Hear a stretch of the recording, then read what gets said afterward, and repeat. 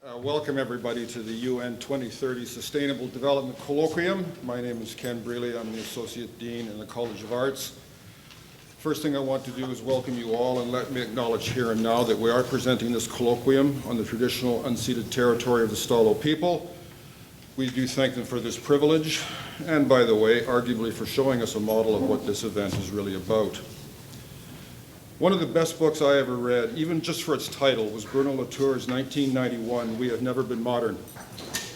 The book was basically an anthropology of science intended to deconstruct the modernist myth that the rise of scientific thinking irrevocably separated us moderns forever from our pre-modern ancestors, because now that we had these clear distinctions between nature and society, between human and thing, between logic and faith, that world of discrete branches on the tree of knowledge and disciplinary thinking that was so different from and so much better, we thought, than the pre-modern world of alchemists, astrologers, phrenologists, and shamans, the purification of the world was at hand and everything in it was only a matter of time.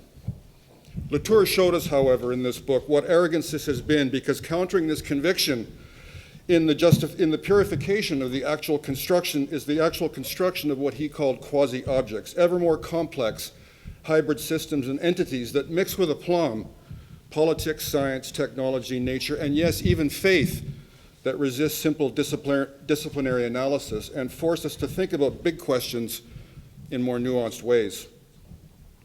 Consistent with when he wrote, Latour used the examples of, among other things, the challenges of ozone depletion, poverty, and deforestation. But it struck me thinking about this colloquium that sustainable development is exactly that kind of quasi-object. Indeed, dare I suggest, a 17-point quasi-object, a global challenge that is, yes, slippery and elusive, and is, for better or for worse, all of those things. We say in our mission statement that we are a regional teaching-intensive university committed to the best undergraduate education in Canada, to be a leader of the social, cultural, economic, and environmentally responsible development of the Fraser Valley, and to be entrepreneurial, innovative while we do so. We say that doing these things will allow us to change lives and build communities. To paraphrase Latour, is it not our mission statement really saying, bring us your quasi-objects and we will deconstruct them? And if this means learning to think, and again, like alchemists, astrologers, phrenologists, and shamans, then so be it.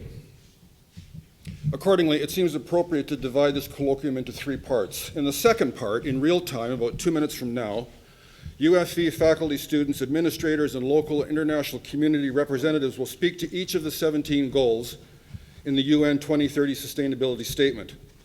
They speak to these goals from their own disciplines, but in so doing, they inevitably confirm and celebrate the importance of working together to cross boundaries of theory, practice, and method, and of working together to engage in a conversation on multidisciplinary solutions to one of the most important global challenges, in fact, one of the most biggest and most monstrous quasi-objects of our time.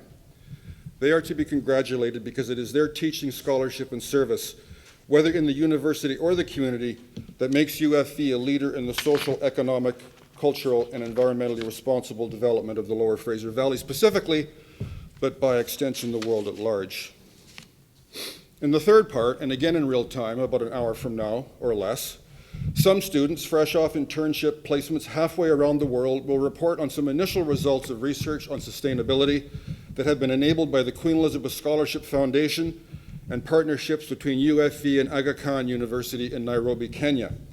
And in so doing, point to the ways in which UFV is being innovative and entrepreneurial in achieving its goals.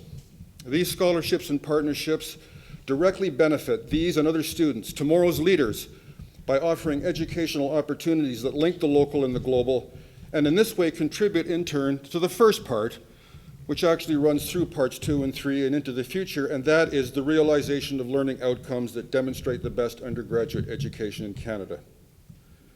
Finally, and while so many did contribute to this event, I really want to thank Sherry Enns, whose dedication to developing these unique educational opportunities has been tireless and unwavering. Thank you all for attending, and I hope you have an entertaining, engaging, and enlightened evening.